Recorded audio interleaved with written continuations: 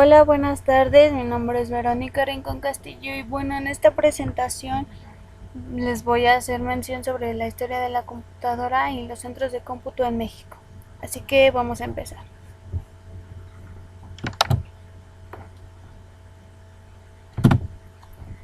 Bueno, antes que nada hay que definir qué es una computadora. Y bueno, es una máquina que recibe y procesa datos para así poder convertirlos en información conveniente y útil. Bueno, otra definición sería que la computadora podría ser una colección de circuitos integrados y algunos otros componentes que permiten ejecutar ciertas instrucciones, las cuales, bueno, sí, permite ejecutar varias instrucciones de acuerdo a lo que un usuario se lo pida, le indique que haga. Entonces, dentro de esta definición que es una computadora, eh, tiene dos partes esenciales que la constituyen, obviamente, y las cuales son el hardware y el software. Y bueno, definiré qué es hardware. Bueno, los componentes hardware se refieren a las partes físicas y accesorios complementarios que componen la unidad central de procesamiento, el CPU.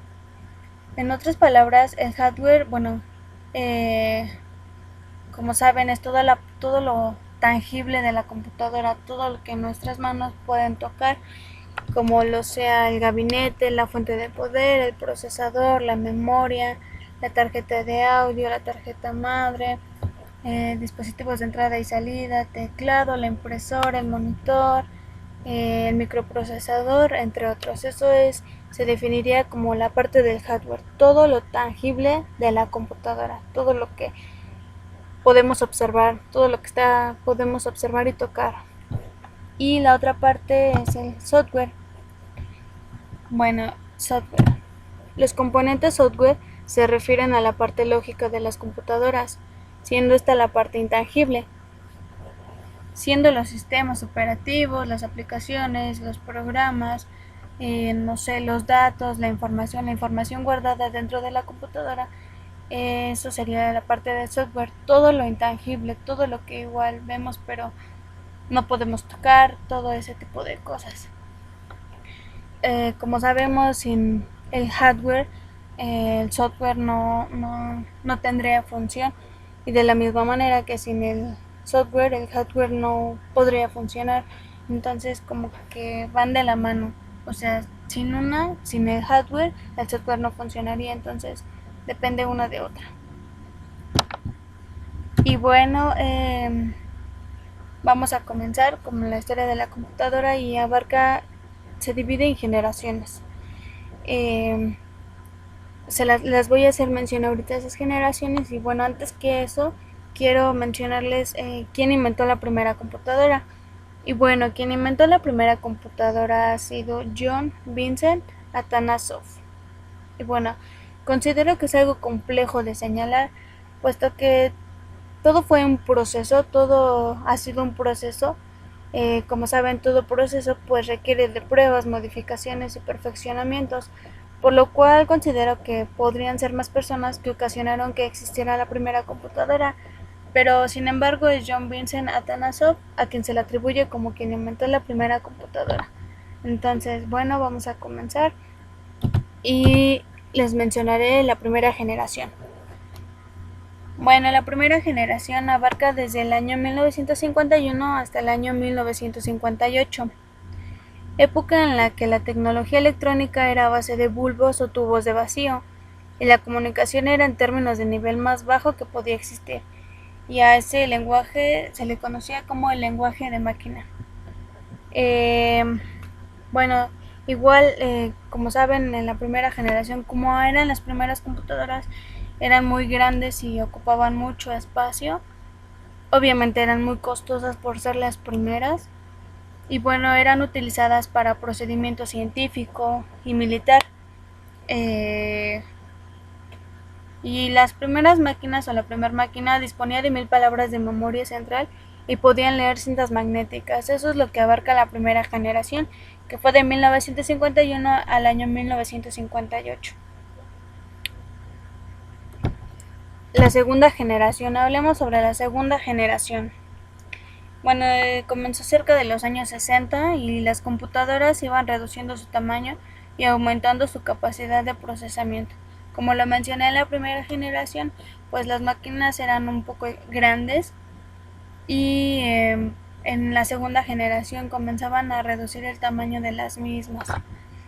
Estaban hechas con la electrónica de transistores, se programaban con lenguajes de alto nivel. Asimismo, se define la forma de la comunicación de las computadoras y se conoce como la programación de sistemas. Bueno, en la segunda generación, obviamente estas computadoras reemplazaron las válvulas de vacío por los transistores. Por eso dichas computadoras de la segunda generación comienzan a ser más pequeñas y consumían menos electricidad que en la primera generación. Como lo mencioné, la forma de comunicación en estas nuevas computadoras era mediante lenguajes más avanzados que el lenguaje máquina, los lenguajes de alto nivel, que como se los mencioné. Eso es lo que abarca la segunda generación. Bueno, pues tenían mayor rapidez en el procesamiento de la información y eran un poco más fiables que la primera. Entonces, vamos a pasar a lo que fue la tercera generación. Y bueno, en esta tercera generación dice, su fabricación electrónica está basada en circuitos integrados dentro de la misma generación. El manejo de las computadoras fue por medio de los lenguajes de control de los sistemas operativos. Y por mencionar algunas de sus características era que era menor consumo de energía eléctrica y tenía una apreciable reducción del espacio que ocupaba el aparato, como en la segunda generación. En esta tercera generación aumentó su fiabilidad y la flexibilidad de la computadora. Bueno, en esta tercera generación se dice que en 1970 IBM produce la serie 370, que fue considerada la serie de computadoras más veloz y era multiprogramación. ¿Qué es multiprogramación? Bueno, multiprogramación es una técnica, por así decirlo, en la cual dos procesos o más pueden alojarse en la memoria principal y pueden ser ejecutados concurrentemente por el procesador o el CPU. Eso es lo que abarca la tercera generación. Igual consumían menos energía, el espacio y tenían mejor o un aumento de fiabilidad. Bueno, vamos a pasar a la cuarta generación. Bueno, la cuarta generación abarca los años 1971 a 1981. En esta generación aparecen los microprocesadores, los cuales eran circuitos integrados de alta velocidad. El tamaño reducido del microprocesador de chips hizo posible la creación de las computadoras personales, PC.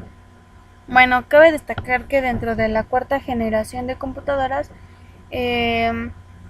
alguna de la principal característica, como ya se los mencionaba, es la creación del microprocesador. En 1971, John Blankenbaker fabricó la primera PC reconocida mundialmente como Kenbach 1.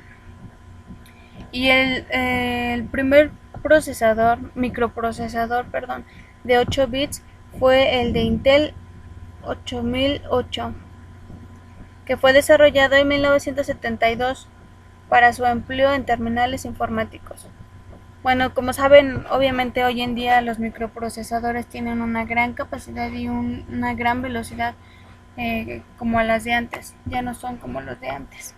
Bueno, vamos a pasar a la quinta generación.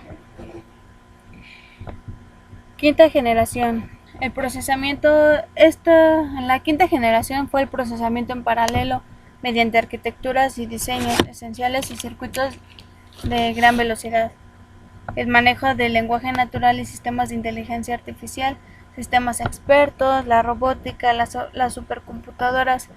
Bueno, en la quinta generación, como se los mencioné, da inicio a la inteligencia artificial.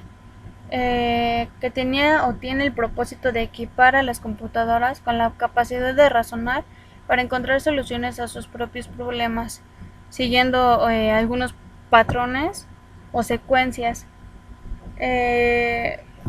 Y si eso se logra, estas computadoras podrían este, operar en grandes compañías, no sé, la construcción de automóviles y así poder realizar tareas diversas y a un ritmo super impresionante. Bueno, en esta época, en la quinta generación, aparecen las computadoras igual portátiles. Además, las grandes computadoras podían trabajar en procesos en paralelo, como lo mencioné, que era el trabajo de la computadora por medio de varios microprocesadores. Obviamente cada microprocesador realizaba un trabajo distinto. Eso abarca lo que es la historia de la computadora. Y bueno, voy a hablarles sobre los centros de cómputo en México. Bueno, la historia del cómputo en México inicia en 1958, cuando la Universidad Nacional Autónoma de México, la UNAM, instala la primera computadora en América Latina. Bueno, por lo que yo leí, varios investigadores no estaban de acuerdo con esto porque consideraban que era un lujo innecesario. El ingeniero Beltrán, que fue el primer director, que tuvo algunos otros colaboradores, se interesó en las computadoras a raíz de un proyecto de colaboración entre la UNAM y la Universidad de California en Los Ángeles. El 8 de junio de 1958 abre sus puertas al Centro de Cálculo Electrónico, el CCE, que estaba ubicado en el sótano de la antigua Facultad de Ciencias. En el CCE se instaló la computadora IBM 650 de bulbos, que se le rentó a IBM. Esta máquina operaba con un tambor magnético con capacidad para 20.000 dígitos. Efectuaba 1300 operaciones de suma y resta por un segundo y funcionaba con lectora y perforadora de tarjetas, adaptando un sistema numérico llamado binario.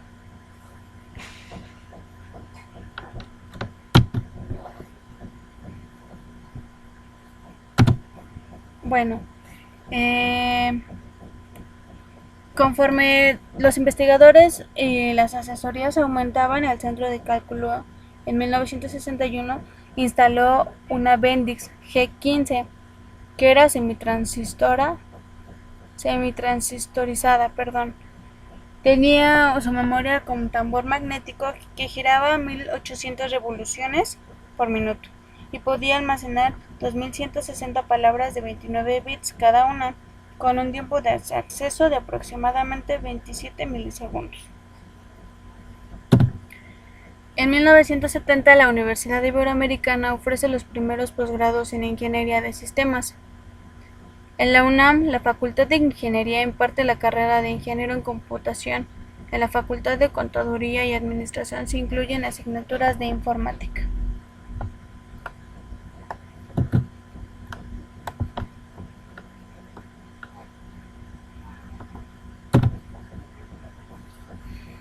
En 1980, el Plan de Fomento Nacional para la Industria del Cómputo propone que las computadoras distribuidas en el país tengan un alto porcentaje de componentes nacionales.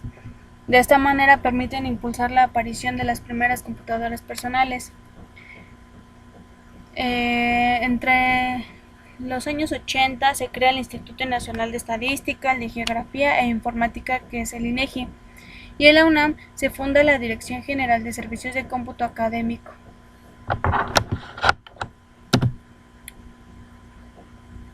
También se crea la Coordinación de Universidad Abierta y Educación a Distancia, con el propósito de promover el desarrollo de programas académicos en línea y a distancia en licenciatura, posgrado y educación continua. Ya saben, para los que tenían, no sé, lejos la escuela o querían aprender en línea, no tenían tiempo de ir a la escuela, se desarrollaron los programas académicos en línea en los años 80.